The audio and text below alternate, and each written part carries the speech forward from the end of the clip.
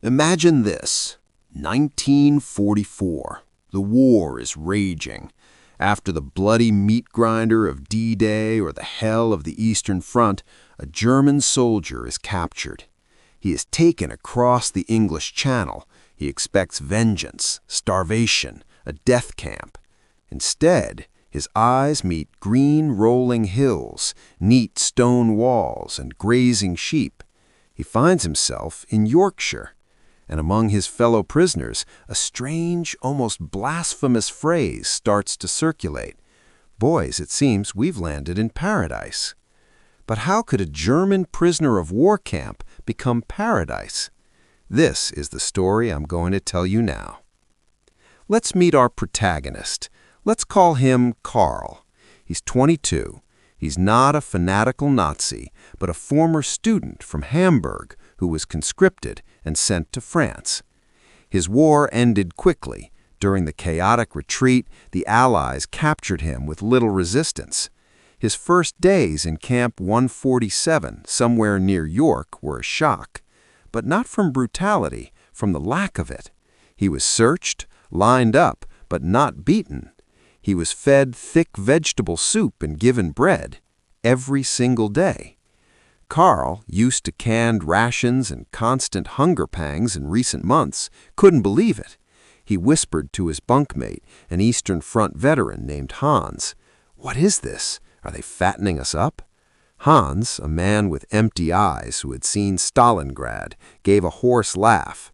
"Karl, my boy, you just don't know what real hell is like. Here it's quiet, and your own men won't shoot you for retreating. This is like a sanatorium." But the real paradise for Karl began not inside the camp's barbed wire, but outside it. Every morning, like thousands of others, he was marched under guard to work on the farms of Yorkshire. English farmers, whose men had all gone to the front, desperately needed hands to bring in the harvest: turnips, potatoes, barley. And so Karl, a former Wehrmacht soldier, spent his days digging in the soil on Mr. Evans' farm. At first, there was complete silence.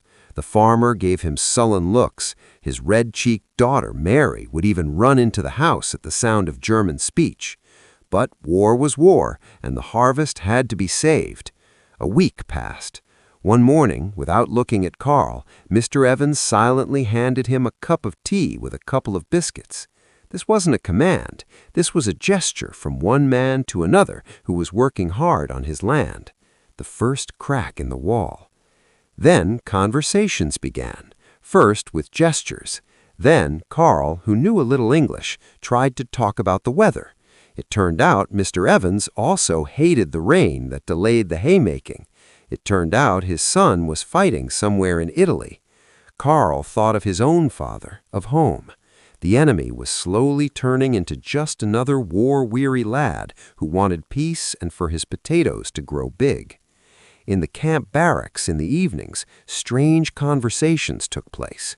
Some of the old guard grumbled that it was all a trick to erode their fighting spirit, but many, especially ordinary soldiers like Karl and Hans, felt an incredible dissonance. For years they had been told they were fighting barbarians and plutocrats, and these barbarians fed them soup, gave them dental care in the camp, and paid for their work with cigarette coupons. Farmer Evans called Karl not Fritz, but young man, or even by his name. "You know, Hans," said one evening, lighting his camp-issued tobacco, "if this is captivity, then I don't understand what we were doing to people over there in Russia.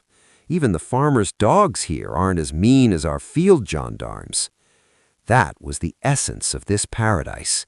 Not luxury, but a return to normality, to humanity. It was the shock of realizing your enemy saw you not as a subhuman to be exterminated, but simply as a captured soldier with whom you could deal by the rules.